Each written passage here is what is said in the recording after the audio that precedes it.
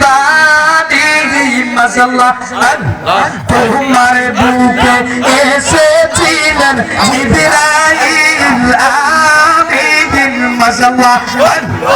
তোমার বুকে প্রবাহিত তোমার বুকে প্রবাহিত নূরেরই ঝরনায় আমার সোনার মদিনা আমার প্রাণের মদিনা মাশাআল্লাহ আল্লাহ আল্লাহ আল্লাহ লা ইলাহা ইল্লাল্লাহু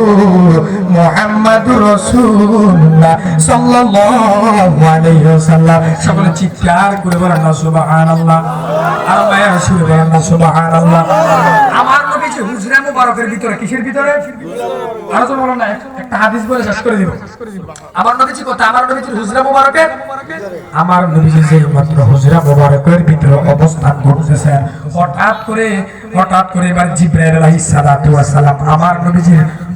হুজরা মুবারকের সামনে আসলেন কোথায় আসলেন আর বলেন না কোথায় আসলেন আমার নবীজির হুজরা মুবারকের সামনে আসলেন এবার যেই মাত্র আমার নবীজির হুজরা মুবারকের সামনে আসলেন গো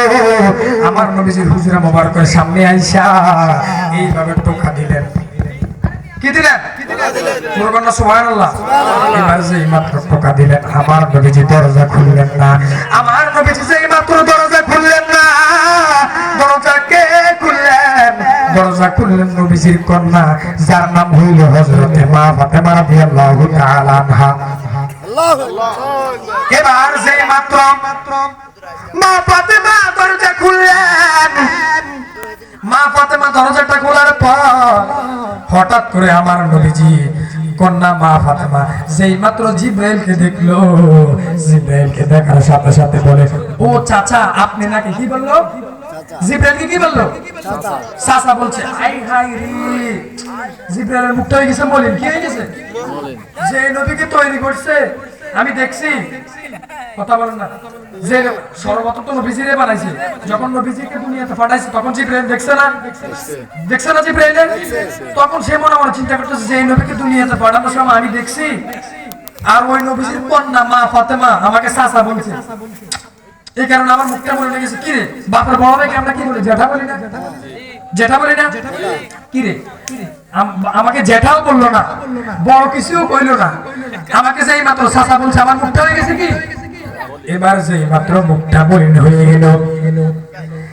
জিবরাইল মুখটা মলিন করে আমার নবীজির সামনে আসলেন আমার নবীজি বলেন জিবরাইল জিবরাইল সব সময় তোমার মুখটা আমি দেখতাম অনেক সুন্দর আজকে কেন তোমার মুখটা মলিন দেখা যায় গো জিবরাইল বলে ইয়া রাসূলুল্লাহ নবী গো ও মায়ার নবীজি ও মায়ার নবী দয়ার নবী আপনার কন্যা মা ফাতেমা আমাকে চাচা বলার কারণে এই কারণে আমি আমার মনটা খারাপ জিবরাইল বলে ইয়া রাসূলুল্লাহ নবী গো ও মায়ার নবীজি এই কারণে আমার মনটা খারাপ হয়ে গেছে আমার নবীজি এবার জিবরাইলকে প্রশ্ন করে কি করে আমার নবীজি জিবরাইলকে কি করে আমার নবীজি প্রশ্ন করে ইয়া জিবরাইল কাম উমারাকা মিনাস সিনিন এ জিবরাইল বলো তো তোমার বয়স কত ইয়ে তো আস্তে করে সুবহানাল্লাহ আজর কর না আমার নবীজি বলে ইয়া জিবরাইল কাম উমারাকা মিনাস সিনিন এ জিবরাইল বলো তোমার বয়স কত জিবরাইল বলে